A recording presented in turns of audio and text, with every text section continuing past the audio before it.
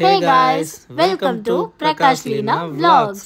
இன்னைக்கு சண்டே, எப்போவுமே லேடிஸ் தானே குக் பண்ணுறாங்க. ஒரு சேஞ்சுக்கு நம்ம குக் பண்ணலாமேன்னு சொல்லிட்டு அவங்ககிட்ட சொன்னேன். அவ்வளோதான், 2 பேரும் பிடிச்சிக்கிட்டாங்க. நீ தானே இன்றைக்கி சொன்ன, நீனே குக் பண்ணிட்டாங்க. ஐயோ, நம்மளும் வாய விட்டோமே, ஏதாவது பண்ணி ப்ரூவ் பண்ணியே ஆகணுமே அப்படின்னு சொல்லிட்டு ஒவ்வொரு ரெசிபியாக தேட ஆரம்பித்தேன் யூடியூப்பில். எல்லா ரெசிபியும் கொஞ்சம் டிஃபிகல்ட்டாக தான் இருந்துச்சு, பெரிய ப்ராசஸாக இருந்துச்சு. அப்போ தான் என்ன பண்ணலான்னு தேடிட்டு இருக்கும்போது பிரியாணியை பார்த்தேன். பிரியாணி நமக்கும் பிடிக்கும், சரி வீட்லேயே எல்லாத்துக்கும் பிடிக்கும் அப்படின்னு சொல்லிட்டு பிரியாணி ட்ரை பண்ணலான்னு சொல்லிட்டு பிரியாணி ரெசிபி ஒன்று நான் பார்த்துட்டு இருந்தேன். அதில் ஈஸியான ஒரு ரெசிபி எடுத்து செய்ய ஸ்டார்ட் பண்ணியாச்சு. அதுக்கு முதல்ல தேவையான இன்க்ரீடியன்ஸ்லாம் வாங்கிக்கலாம்னு சொல்லிட்டு நேராக சிக்கன் கடைக்கு போயாச்சு. 1 kg சிக்கன் வாங்கினேன். சண்டே அதுமா சிக்கன் கடையில் ஃபுல்லாக ஒரே கூட்டம். எப்படியும் அந்த கூட்டத்தில் போயிட்டு வாங்கிட்டு வீட்டுக்கு வந்துட்டேன். அதுக்கப்புறம் தான் பார்த்தா பாஸ்மதி அரிசி தேவைப்படும், அதுவும் இல்லை. திருப்பி மறுபடியும் வந்து எடுத்துகிட்டு சூப்பர் மார்க்கெட் போனேன். பாஸ்மதி ரைஸ் வாங்கிட்டு இந்த தடவை நம்ம ஏமாறக்கூடாதுன்னு சொல்லிட்டு அங்கே உட்காந்து நான் யூடியூப்பில் பார்த்தேன் என்னென்ன இன்க்ரீடியன்ஸ்லாம் வேணும்னு சொல்லிட்டு. அப்புறம் தான் தயிர் பாக்கெட் இல்லை வீட்டில், சொல்லி தயிர் பாக்கெட்டும் வாங்கியாச்சு. அதுக்கப்புறம் தேவைப்படுற ஸ்பைசஸ் அது எல்லாமே வீட்டில் இருந்துச்சு. இருந்தாலும் நமக்கு தேவைப்படுறதுக்கு கொஞ்சம் எக்ஸ்ட்ரா வாங்கி வச்சுக்கிட்டேன். ஏன்னா கிச்சனில் இவங்க எங்கெங்கே எந்த பொருள் வச்சுருக்காங்கன்னு தெரியாது, தேடுறதும் கஷ்டம். ஹெல்ப்பு கூட்டாலும் நம்ம கொஞ்சம் அவமானமாக இருக்கும். சரி, நம்ம யாரையுமே சேர்க்கக்கூடாது, நம்மளே ஃபுல்லாக பண்ணி முடிக்கலாம்னு சொல்லிட்டு எல்லாம் எக்ஸ்ட்ராவும் வாங்கிட்டு வந்துட்டேன். வாங்கிட்டு வந்து சிக்கன் எல்லாம் வாஷ் பண்ணி வச்சுக்கிட்டேன். நெக்ஸ்ட்டு சாப்பிங் வேலையெல்லாம் முடிச்சிடலான்னு சொல்லிட்டு ஒரு 3 வெங்காயமும் 2 தக்காளியும் எடுத்து நல்லா கட் பண்ண ஸ்டார்ட் பண்ணேன். இந்த தக்காளி ஈஸியாக கட் பண்ணி முடிச்சிட்டேன். இந்த வெங்காயம் தான் ஒன்று கட் பண்ணி முடிக்கக்குள்ளே நம்மளை ரத்த கண்ணீர் வர வச்சிச்சு. இருந்தாலும் நம்ம கட் பண்ணி முடிச்சாச்சு. அப்புறம் இந்த ஜிஞ்சரையும் கார்லிக்கும் போட்டு ஒரு பேஸ்ட் ரெடி பண்ணிட்டேன். அப்புறம் 2 பெரிய சைஸ் பச்சை மிளகாய் 2 கட் பண்ணி வச்சுட்டேன். அப்புறம் மின்ட் லீஃப், இந்த இலை தலைங்க எல்லாத்தையும் கட் பண்ணி வச்சாச்சு. ஒரு வழியாக பிரியாணி செய்ய ஸ்டார்ட் பண்ணிட்டேன்.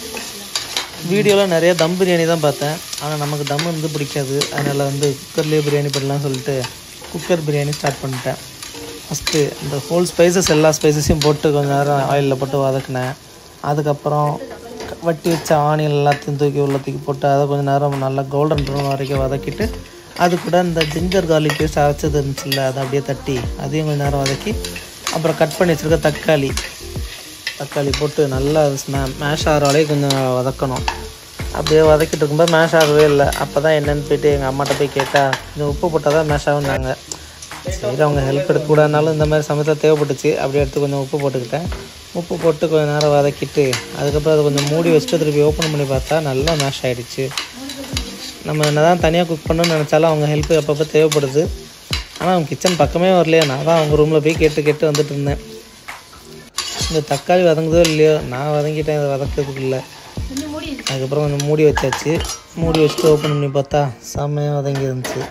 இதுக்கு இடையில இவங்க 10 தடவை வந்துட்டு நான் ஆனியன் கட் பண்ணுறேன், கண் எரியுதுன்னு சொல்லி காமிக்கிறது, டொமேட்டோ கட் பண்ணுறேன்னு காமிக்கிறது, பச்சை மிளகா கட் பண்ணுறேன்னு காமிக்கிறதுன்னு ஒன்றா வந்து காமிச்சு சீன் போட்டுட்டு இருந்தாங்க. பட் ஓகே, நாங்கள் வந்துட்டு கிச்சன் பக்கமே போகலை, நீங்கள் பண்ணிடுங்க இன்றைக்கு அப்படின்னு சொல்லிட்டு நல்லா தான் பண்ணிகிட்டு இருந்தாங்க. வாசம் வந்து ரூம் வரைக்கும் வந்துச்சு. ரொம்ப வாசம் வந்து சூப்பராக இருந்துச்சு. நாங்கள் உட்காந்துருக்கும் போதே வந்து பயங்கர வாசனையாக இருந்துச்சு ரூமில். சரி ஓகே, என்ன தான் பண்ணுங்க அப்படின்னு சொல்லி பார்த்துட்டு இருந்தேன். இப்போ தான் நான் எடிட்டிங்கில் தான் பார்க்குறேன், தப்பாக இன்க்ரீடியன்ஸை மாற்றி போட்டிருக்காங்க. பட் ஆனால் சாப்பிடும்போது நல்லா தான் வந்துச்சு. இப்போ வந்து சிக்கன் போடணும். ஆக்சுவலாக அவங்க சிக்கன் போடாமல் கர்ட் போட்டு ஏதோ மிக்ஸ் பண்ணிகிட்டு இருக்காங்க. ஆமாம், நான் பார்த்த வீடியோவில் அப்படி தான் வந்துருந்துச்சு, அதானே போட முடியும். இப்போ கேர்டை போட்டு நல்லா வதக்கிட்டேன். அதுக்கப்புறம் கொஞ்சம் புதினாவும் மல்லியும் போட்டு அதை கொஞ்சம் நேரம் லைட்டாக வதக்கிக்கிட்டேன். ரெஃபரன்ஸ் வேறு நிறைய வீடியோ பார்த்து வச்சுருந்தேன். எல்லா வீடியோவில் ஒரு மாதிரி சொன்னதுனால எனக்கு வந்து கன்ஃபியூஸ் ஆகிடுச்சு. சரி, மறுபடியும் நம்ம வீடியோ போட்டு வரதா ட்ரையல் பார்த்துடலான்னு சொல்லிட்டு இது வதக்கிட்டு இருக்கும்போதே அப்படியே சைடில் வீடியோ ப்ளே பண்ணி பார்த்துட்டு இருந்தேன். அப்புறம் தான் தெரிஞ்சது, ஐயோ நம்ம பார்த்து வேறு வீடியோ ஆச்சு, இப்போ நம்ம பார்த்துட்டு இருக்கிறது வேறு வீடியோ இருக்குது. நம்ம 4-5 வீடியோ பார்த்ததுனால எந்த வீடியோ பார்த்து பண்ணுறேன்னு தெரியாமல் நான் ஒரு மாதிரி பண்ணிகிட்டு இருந்தேன். அதுக்கப்புறம் ஒரு வேளை கண்டுபிடிச்சிட்டேன். அந்த வீடியோ எடுத்து மறுபடியும் போட்டு பார்த்தேன். நெக்ஸ்ட்டு என்ன ஆட் பண்ணணும்னு சொல்லி போட்டுருந்துச்சு. அதுக்கப்புறம் தான் சிக்கன் ஆட் பண்ணணும்னு சொல்லி போட்டுருந்துச்சு. சரின்ட்டு வாஷ் பண்ணி வச்சுருந்த சிக்கன் எடுத்து அப்படியே ஒன்றா உள்ளே இறக்கி விட்டாச்சு.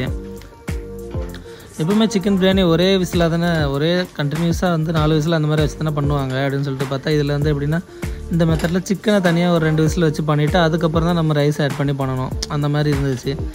சரி ஓகே, எப்படியோ அந்த நம்ம வீடியோவை தவிர நம்ம எதுவும் எக்ஸ்ட்ரா பண்ணக்கூடாதுன்னு சொல்லிட்டு அப்படியே பின்பற்றிட்டு அதே மாதிரியே பண்ணிகிட்டு இருந்தேன்.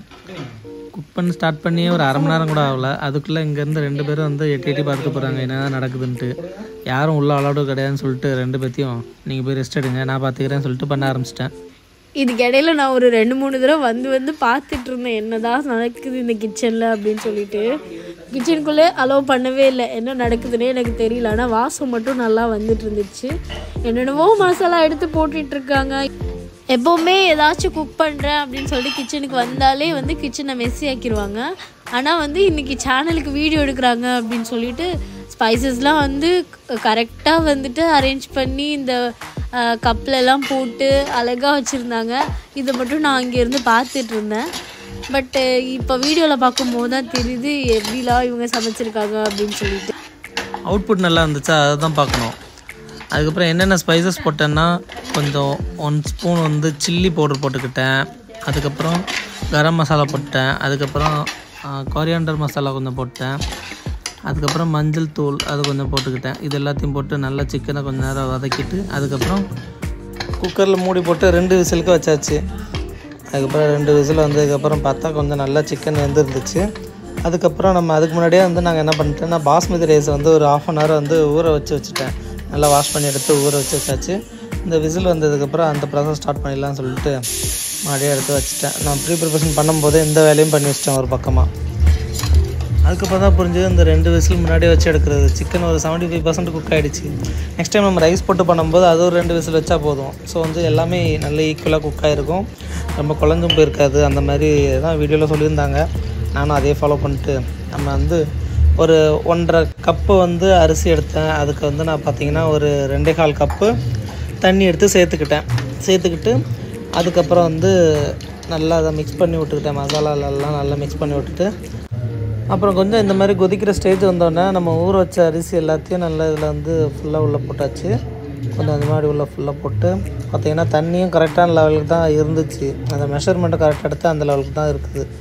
ஸோ உள்ளே போட்டு ஃபுல்லாக அந்த கரண்ட் வச்சு இது பார்த்திங்கன்னா லைட்டாக அரிசி மேலே தெரிகிற மாதிரி இருக்கும். ஸோ இதுதான் வந்து கரெக்டான லெவல், வாட்டர் லெவல். ஸோ அதுக்கப்புறம் வந்து அந்த மசாலா வந்து நல்லா சால்ட்டு எல்லாமே இருக்கான்னு சொல்லிட்டு செக் பண்ணி பார்த்தேன். அதுக்கப்புறம் கொஞ்சம் ஒரு 1/2 லெமன் வந்து உள்ளே வந்து லெமனோட எக்ஸ்ட்ராக்ட் வந்து உள்ளே புழிஞ்சு விட்டாச்சு.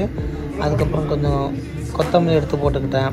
அதுக்கப்புறம் உப்பு பார்த்தா உப்பு கொஞ்சம் கம்மியாக இருந்துச்சு.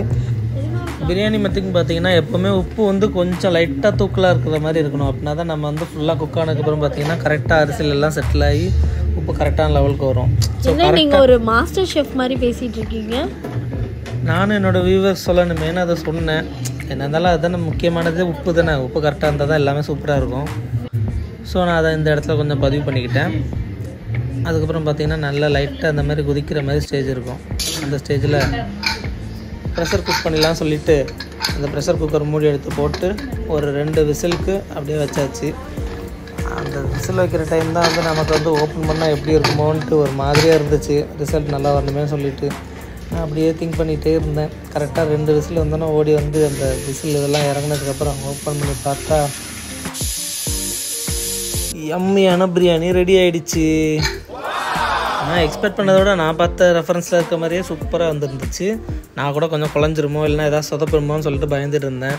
ஆனால் வந்து நல்லா சூப்பராக வந்துருந்துச்சு. அதை வச்சு கரண்டி வச்சு செக் பண்ணி பார்த்தாலும் நல்லா உள்ள எல்லாமே சூப்பராக வெந்துருந்துச்சு. அதேமாரி நல்ல குலையும் இல்லை, சூப்பராக இருந்துச்சு. ஓப்பன் பண்ணும்போது பார்த்திங்கன்னா இந்த மாதிரி லைட்டாக தண்ணியாக இருக்கிற மாதிரி தான் ஃபீல் ஆகும். ஆனால் கொஞ்சம் ஒரு 15 மினிட்ஸ் கழித்து லைட்டாக ஆறுனதுக்கப்புறம் பார்த்திங்கன்னா சூப்பராக இருக்கும், தனித்தனியாக இருந்துச்சு. சரி நம்ம கடமையை முடிச்சிட்டோம்னு சொல்லிட்டு சொன்ன மாதிரியே செஞ்சு முடிச்சாச்சு. அதுக்கப்புறம் லீனாவுக்கும் அம்மாவுக்கும் சாப்பாடு பிரியாணி வச்சு கொடுத்தேன். சூப்பராக இருக்குன்னு சொன்னாங்க. சரி எல்லாம் இந்த ஒரு நாளைக்கு தான் இது சொல்லி என்கிட்ட டெய்லி கேட்கக்கூடாதுன்னு சொல்லிட்டேன் ஸ்ட்ரிக்டாக. அவ்வளோதான், சூப்பரான பிரியாணி ரெடி.